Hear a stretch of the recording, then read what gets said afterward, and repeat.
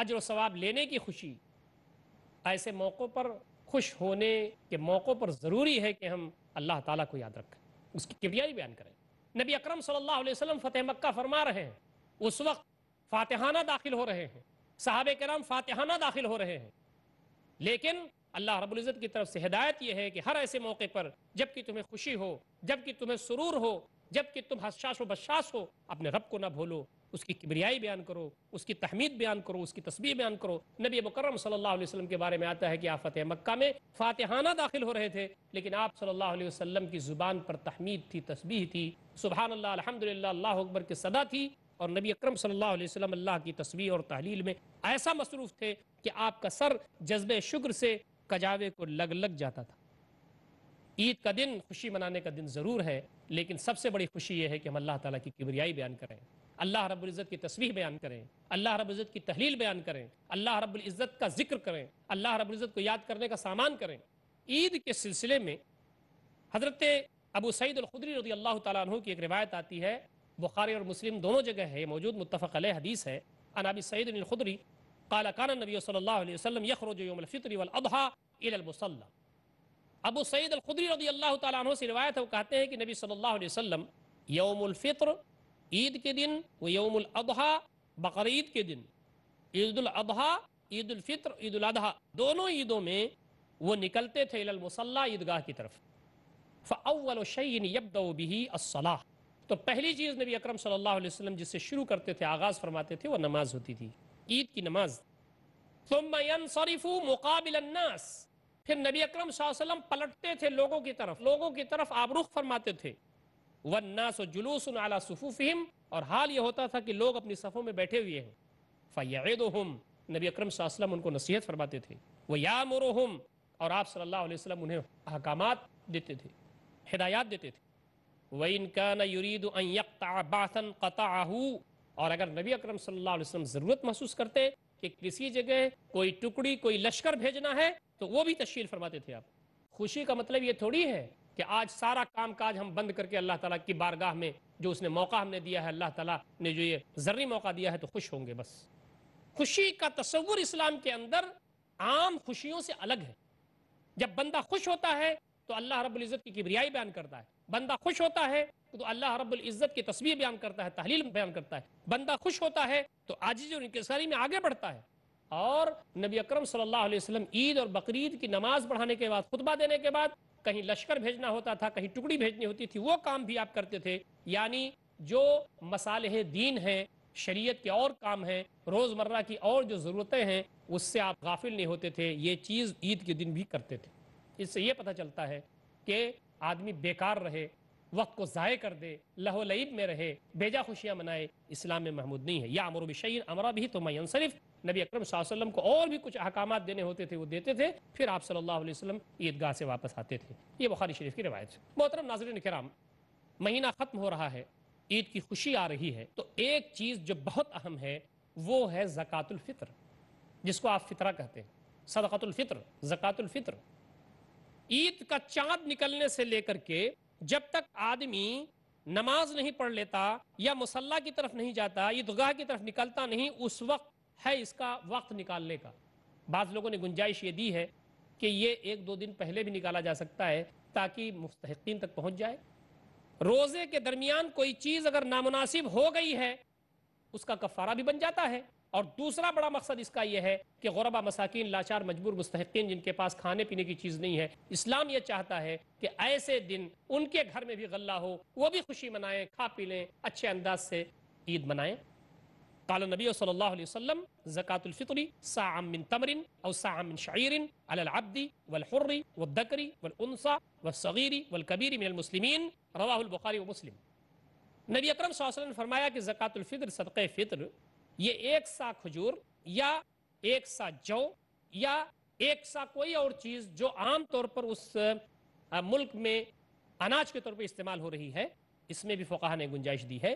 تو کہا کہ زکوٰۃ الفطر 1 سا کھجور یا 1 سا جو ہے، یہ غلام کی طرف سے بھی ہوگا، یہ آزاد کی طرف سے بھی ہے، مرد کی طرف سے بھی ہے، عورت کی طرف سے بھی ہے، چھوٹے کی طرف سے بھی ہے، بڑے کی طرف سے بھی ہے۔ یہاں تک کہ عید کی رات میں اگر کوئی بچہ پیدا ہوتا ہے تو اس کی طرف سے بھی ادا کرنا چاہیے۔ یہ متفق علیہ روایت. طہرۃ للصائم من اللغو والرفث قبل صلاۃ العید، یہ صائم روزے دار کے لیے پاکیزگی ہے، پاک کرنا ہے اس کے روزے کو، اس کی عبادت کو لغو سے، رفث سے اور مختلف چیزوں سے. تو میں نے آپ کے سامنے عرض کیا کہ دو مقاصد اس کے ہیں. ایک مقصد تو یہ ہے کہ روزہ نکھر جائے، صاف ستھرا ہو جائے، آلائشیں کچھ جو آ گئی ہیں وہ ختم ہو جائیں، اور دوسرا یہ کہ اللہ تعالیٰ کے وہ بندے جن کو کھانا نہیں میسر ہوتا، جو مفلوق الحال ہیں، پریشان حال ہیں، انہیں بھی غذا میسر ہو جائے، ان کو بھی خوشی میسر ہو جائے. عید کے دن خوشی منانے کی لمیٹیشنز ہیں. خوشی منانا چاہیے، منا سکتے ہیں ہم، لیکن خوشی ایسی ہونی چاہیے کہ اللہ رب العزت کو بھولے نہیں آدمی. خوشی ایسی ہونی چاہیے جس میں لہو و لعب نہ ہو.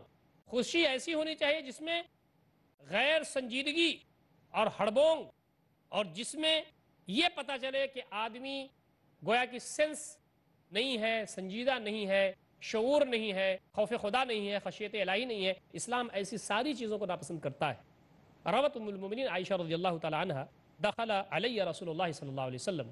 حضرت عائشہ رضی اللہ تعالی عنہ بیان کرتی ہیں کہ نبی اکرم صلی اللہ علیہ وسلم میرے پاس تشریف لائے. وعندی جاریتان تغنیان، میرے پاس دو بچیاں تھیں، گا رہی تھیں، بغنا، گا رہی تھیں. ایک روایت میں آتا ہے کہ تغنیان بدف، دف بجا کے گا رہی تھیں. فاستجع علی الفراش، تو نبی اکرم صلی اللہ علیہ وسلم تشریف لائے، منع نہیں فرمایا، اور آپ صلی اللہ علیہ وسلم بستر پر کروٹ کر ہو کر کے لیٹ گئے. وحول وجہہ، اپنے چہرے کو ہماری طرف یا بچیوں کی طرف سے پھیر کر کے دوسری طرف کر کے لیٹ گئے. آگے فرماتی ہیں ہماری ماں حضرت عائشہ رضی اللہ تعالیٰ عنہ، ودخل ابو بکر رضی اللہ تعالیٰ عنہ، ابو بکر رضی اللہ تعالیٰ عنہ یعنی والد محترم تشریف لائے. فانتہرنی، انہوں نے مجھے ڈانٹا. وقال، اور کہا، مزمارات الشیطان عند النبی صلی اللہ علیہ وسلم، نبی اکرم صلی اللہ علیہ وسلم کے پاس یہ شیطان کے بانسریاں، یہ شیطان کی بانسری نبی صلی اللہ علیہ وسلم کے پاس چل رہی ہے. فاقبل علیہ النبی صلی اللہ علیہ وسلم فقال، نبی اکرم صلی اللہ علیہ وسلم متوجہ ہوئی حضرت ابو بکر رضی اللہ تعالیٰ عنہ کی طرف اور کہا، دعہما، چھوڑ دو ان کو، گانے دو. اس سے خوشی کا بھی پتہ چلتا ہے، اور یہ بھی کہ اگر کچھ گا لیں، کچھ پڑھ لیں، نغمہ پڑھ لیں، دف کا بھی استعمال اس میں کیا تو وہ جائز ہے. نبی اکرم صلی اللہ علیہ وسلم نے اسے منع نہیں فرمایا، اور عید کے موقع پہ یہ تھا. محترم ناظرین، وقت ہو گیا ایک چھوٹے سے وقفے کا، انشاءاللہ وقفے کے بعد پھر حاضر خدمت ہوتے ہیں. عید الفطر کے بارے میں اور اس کی جو متعلقات ہیں اس کے بارے میں گفتگو کا سلسلہ جاری رہے گا. السلام علیکم ورحمۃ اللہ وبرکاتہ.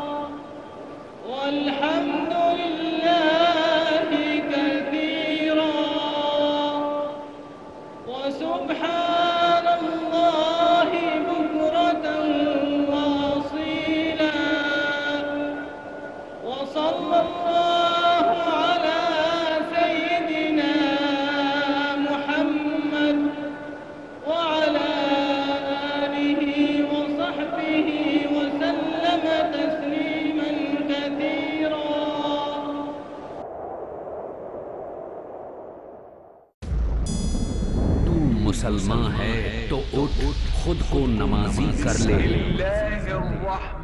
اپنے کردار سے اللہ کو راضی کر لے.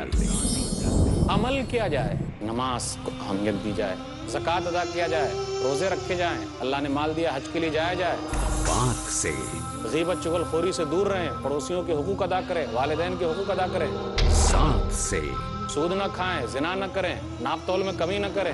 اپنے ہر عمل سے، عبادتوں کے اہتمام سے. جو رسول اللہ کی اطاعت کرتا ہے حقیقی معنوں میں وہ اللہ کی اطاعت کرتا ہے، اللہ کی بات مانتا ہے. شیخ ثناء اللہ مدنی بتائیں گے عمل وہ جو ضروری ہے. ایسا ہی عمل سب سے اہم چیز ہے. آج ہم اور آپ صحیح فضیلت سے لا علم ہیں. بنائیے کامیاب اپنا مستقبل و حال. فضائل اعمال ہر پیر شام 6:30 بجے اور دوبارہ صبح 9:30 بجے انڈیا میں پیس ٹی وی اردو پر.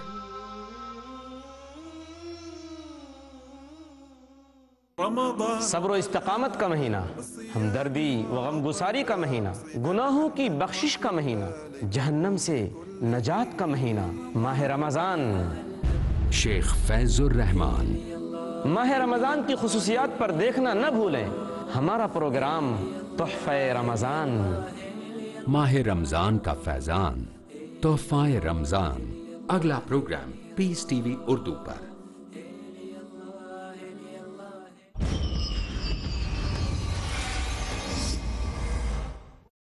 بسم اللہ الرحمن الرحیم۔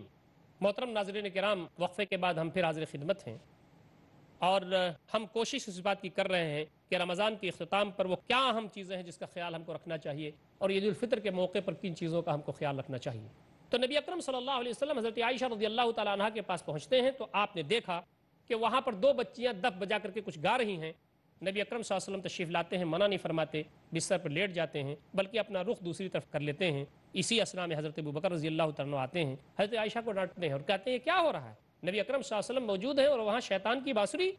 نبی اکرم صلی اللہ علیہ وسلم نے اپنا رخ اطہر پھیرا اور کہا ابوبکر چھوڑ دو ان کو۔ آگے یہ آتا ہے کہ فلما غفل غمزتہما فخرجتا۔ حضرت عائشہ رضی اللہ تعالیٰ عنہ کہتی ہیں کہ پھر نبی اکرم صلی اللہ علیہ وسلم جب تھوڑا بے توجہ ہو گئے اس طرف سے تو میں نے ان بچیوں کو اشارہ کیا اور وہ نکل گئیں۔ تو محترم ناظرین کرام، بچیاں ہیں گھر میں، ہمارے لڑکے ہیں، کچھ گا لیں، نغمہ پڑھ لیں، اس کی اجازت ہے، خوش ہو لیں، اس کی اجازت ہے۔ اسلام بدھا بدھایا ایک دم سے آدمی کو لیے دیے منہ بنا ہوا، اور خوشی بھی آدمی بنا رہا ہے تو خوش نہیں ہو پا رہا ہے، یہ دیکھنا نہیں چاہتا۔ دونوں کے درمیان کی چیز ہے جو اسلام میں موجود ہے۔ ہماری خوشی بھی بامقصد ہوتی ہے، ہمارا خوشی کا اظہار بھی بامقصد ہوتا ہے۔ تو یہ جو احادیث میں آپ کے سامنے کوٹ کی ہے، یہ سب بامقصد اور بامعنی ہے۔ ہماری کوشش اس بات کی ہونی چاہیے کہ ہم ان خاص چیزوں کا لحاظ رکھیں جو اصل ہمارے درمیان غیر معمولی ہیں اور جس کی ضرورت شریعت میں ہے اور جو مقاصد شریعت سے متعلق ہے۔ چند چیزیں ہیں، میں ایک تارانہ نظر ڈالتا ہوں اور اس بات کی میں خواہش آپ سے کرتا ہوں، گزارش کرتا ہوں کہ ان چیزوں کو آپ اپنے سامنے رکھیں اور ان کا لحاظ رکھیں۔ بہت ساری چیزیں ایسی یقیناً ہوں گی جو چھوٹ جائیں گی۔ آپ اس وقت کتابیں موجود ہیں، پمفلٹس موجود ہیں، رسالے موجود ہیں، آپ خود مطالعہ کرتے ہیں، ہماری خواتین اور بہنیں بھی، مائیں اور بہنیں بھی مطالعہ کرتی ہیں۔ عید کے سلسلے میں چند چیزوں کا لحاظ رکھنا ضروری ہے۔ نمبر ایک، تکبیر، اللہ اکبر لا الہ الا اللہ واللہ اکبر اللہ اکبر وللہ الحمد۔ غروب شمس سے لے کر کے عید کے میدان تک، عیدگاہ تک جاتے ہوئے اس وقت تک یہ سلسلہ ہم کو اٹھتے بیٹھتے سوتے جاگتے چلتے پھرتے کرنا چاہیے۔ دوسری چیز یہ ہے کہ عید کے لیے غسل کرنا بہتر ہے اور خوشبو لگانا چاہیے، اچھے کپڑے پہننے چاہیے۔ تیسری چیز، عید کے لیے نکلنے سے پہلے کچھ کھا لینا مسنون ہے، چاہے چند کھجوریں ہی کیوں نہ ہو، اس کو کھانے کے بعد ہی عید الفطر کے لیے جانا چاہیے، اس لیے کہ آدمی رمضان بھر روزے سے رہا، اب اللہ رب العزت نے اجازت دی ہے تو اب اللہ تعالیٰ کی اطاعت یہ ہے کہ جب اس نے کہا ہے کھانے کے لیے تو ہم کھائیں، اور نبی اکرم صلی اللہ علیہ وسلم چند کھجوریں کھا کر کے ہی عیدگاہ جایا کرتے تھے۔ چوتھی چیز، عیدگاہ جاتے ہوئے تیز تیز تکبیر پڑھنا ہے، دھیرے دھیرے نہیں، تیز تیز۔ اللہ رب العزت کو یہ بہت پسندیدہ ہے کہ تیز تیز اس کی کبریائی بیان کی جائے۔ چھٹی چیز کہ عیدگاہ میں نماز ادا کی جائے۔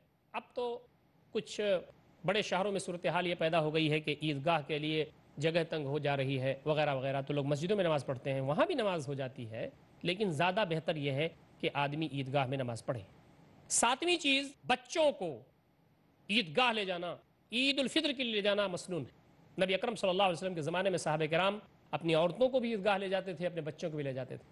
ہمارے ہاں صورتحال یہ بن گئی ہے کہ ہم نے عورتوں کو بالکل کاٹ کے رکھ دیا ہے، نہ جمعہ میں وہ شریک ہو پاتی ہیں اور نہ عید میں شریک ہو پاتی ہیں، دین کی بہت ساری تعلیمات سے ناواقف ہوتی ہیں۔ نبی اکرم صلی اللہ علیہ وسلم کے زمانے میں، خلفائے راشدین کے زمانے میں اس کا اہتمام تھا، اور آج بھی بہت ساری جگہوں پر اس کا اہتمام ہے، اور اس کے ثمرات اور نتائج بھی ہمارے سامنے آتے ہیں۔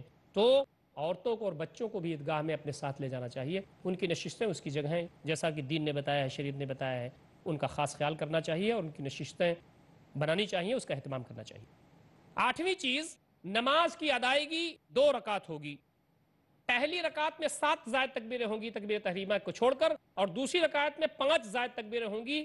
نبی اکرم صلی اللہ علیہ وسلم عام طور پر عیدین میں اور جمعہ میں پہلی رکعت میں سبح اسم ربک الاعلی پڑھتے تھے اور دوسری میں پڑھتے تھے سورہ غاشیہ.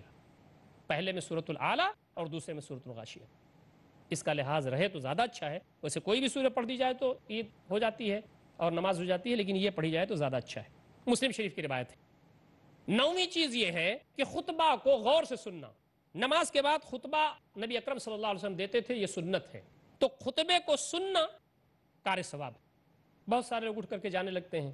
کیا کرتے ہیں؟ جا کر کے ادھر ادھر بیٹھتے ہیں، گپ کرتے ہیں، ہنسی مذاق کرتے ہیں، دوسرا کام کرتے ہیں. تھوڑی دیر بیٹھ کر کے خطبہ سننا چاہیے، تو اس سے آدمی کو جذبہ پیدا ہوتا ہے دین پر آگے بڑھنے کی طرف. یہ مانگے. 10ویں چیز یہ کہ عید کی مبارکباد دینا صحابہ کرام سے ثابت ہے.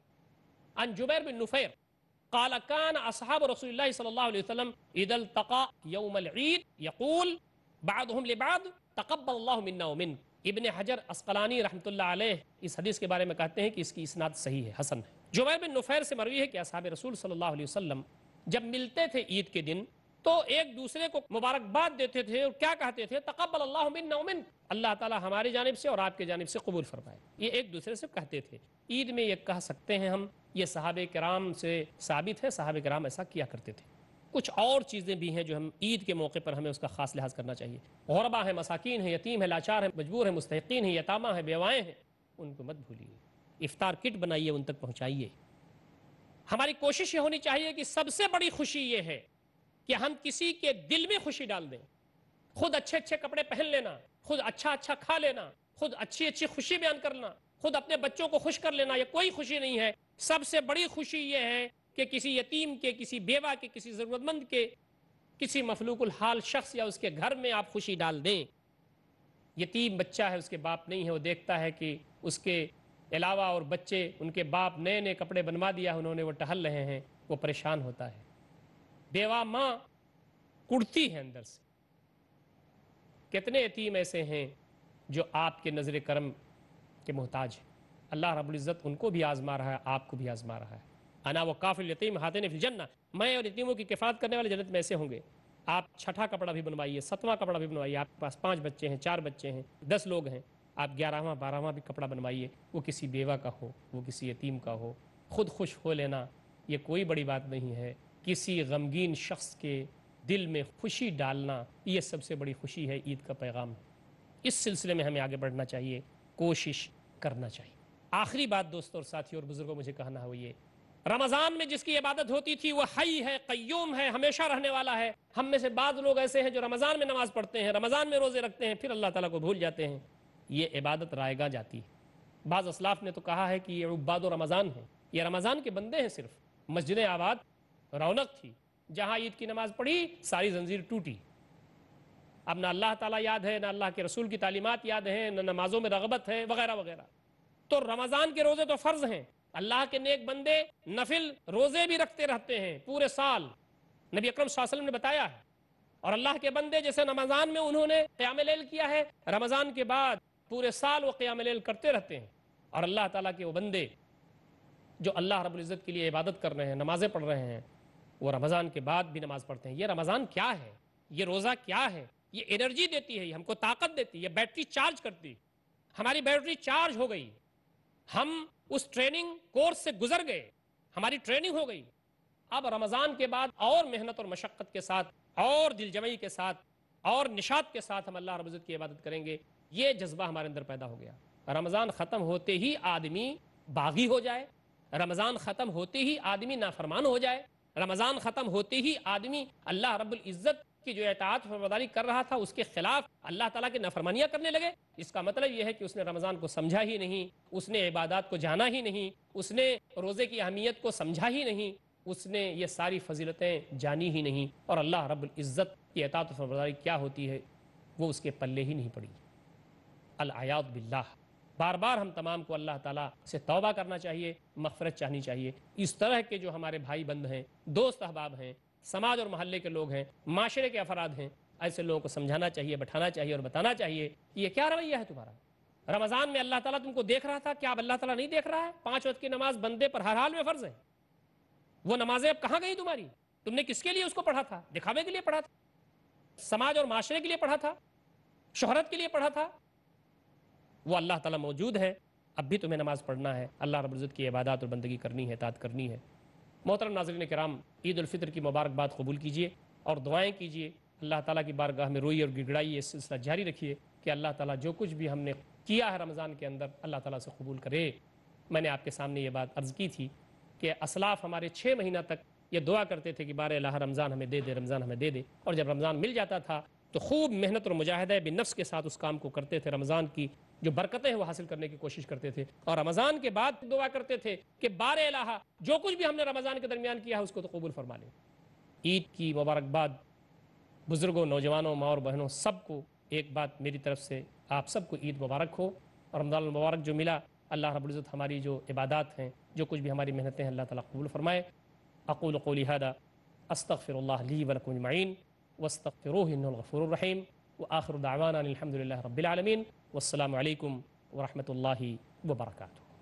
ومن تحت القرآن